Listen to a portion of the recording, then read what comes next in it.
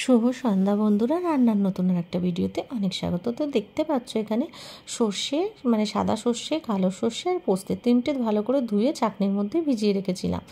তারপরে আমি এর মধ্যে মিক্সিং বলে দিয়ে দিলাম, একটু জল দিলাম কাঁচা লঙ্কা দুটো আর একটু নুন। লঙ্কাগুলো খুব ঝাল ছিল, আমরা তো বিশেষ একটা ঝাল খাই না। দেখো কি সুন্দর একটা মিহি পেস্ট হয়েছে, গামাখা। এর মধ্যে এবার আমি পুরো এক বোল জল ঢেলে নেব। আর এদিকে দেখো আমার ইলিশ মাছগুলো ধুয়ে রেখে দিয়েছি ভালো করে। এইবার আমি ওই মাছের মধ্যে এগুলোটা ঢেলে দেব আর ছাঁকনি দিয়ে ছেঁকে নেব। দেখো ছাঁকনি দিয়ে পুরো ছেঁকে নিয়েছি, দিয়ে যে খোসাগুলো কালো সর্ষে সাদা সর্ষে সেগুলো বেরিয়ে গেছে। এইবার এর মধ্যে আমি দিয়ে দিয়েছি নুন, পরিমাণ মতো নুন দিতে হবে বুঝে, আর দিয়েছি হলুদ, আর দিয়ে দিয়েছি কাঁচা লঙ্কা চিড়ে, আর দেখো সর্ষের তেল দিয়ে দিলাম। আর এক এক দিন আমি এক এক রকমভাবে মাছ করি, এই প্রথমবার এভাবে আমি মাছটা রান্না করছি, কাঁচা মাছটাকে। তো যাই হোক, খুব ভালো করে এটাকে মেখে আমি মিনিট 10 মতন আমি রেখে দেবো।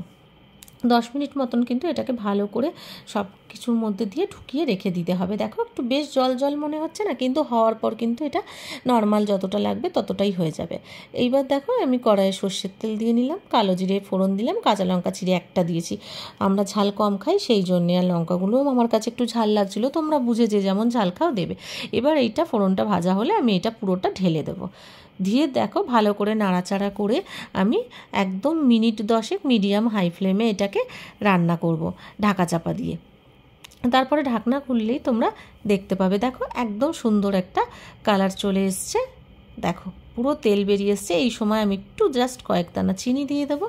চিনি দিয়ে ভালো করে দেখো এইভাবে নাড়িয়ে নিয়েছি, খুন্তি দিয়ে কিন্তু নাড়াইনি, সারা সিদ্ধি দিয়ে ধরে নাড়িয়েছি যাতে করে না ভেঙে যায় মাছটা। আর মিনিট 2-3 মতন ঢাকা চাপা দিয়ে রান্না করলেই ব্যাস রেডি হয়ে যাবে। দেখো বন্ধুরা কি সুন্দর কালার এসছে, আর খেতেও কিন্তু খুব সুন্দর হয়েছিল। এটা পুরো ভাপানো নয়, কিন্তু ওই ধরনেরই, কিন্তু অন্যরকম। যাই হোক, তোমরা এটা ট্রাই করবে, কেমন লাগলো অবশ্যই জানাবে।